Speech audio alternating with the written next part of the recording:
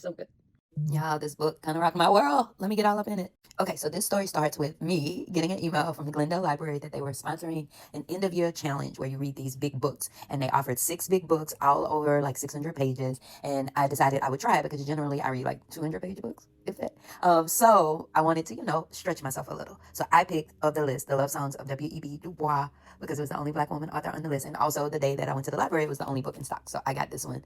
And y'all, when I tell you, okay, so the story is of this girl, Ailey. Ailey is the third daughter of upper middle class family. Her dad's a doctor. She's got a beautiful sister, one sister who's a genius, but she's keeping this secret. Something happened to her when she was a little girl. She's been keeping it to herself. And as she comes of age, the secret rears its head. But while that's happening, the entire family story is being presented. And when I tell you, this author was writing down.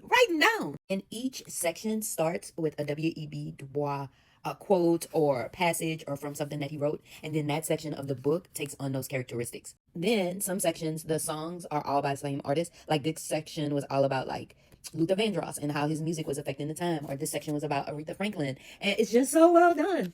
This book is filled with themes that resonate with me as a Black woman who grew up in the South, who came of age in like the 80s, 90s, that time period.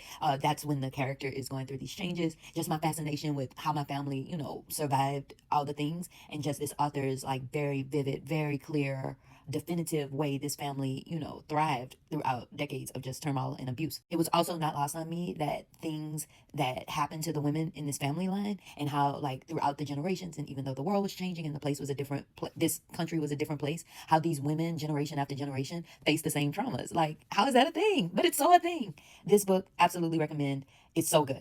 And the length of the book didn't even end up phasing me because I just read whenever I had free time. True enough, I was up later nights and I didn't watch as much TV, but y'all, I started the book on the 13th and I finished in the wee hours yesterday. So, your girl was reading. So it definitely built up my confidence. It reminded me of those summers of going to the library and getting your book and then just getting totally lost in it. So I couldn't think of a better way to spend one of the last weeks of summer. Y'all, I know this book is old, but it's new to me. So I highly recommend The Love Songs of W.E.B. Du Bois. Am I the only one who say the great scholar name like that? Love y'all. Happy Saturday.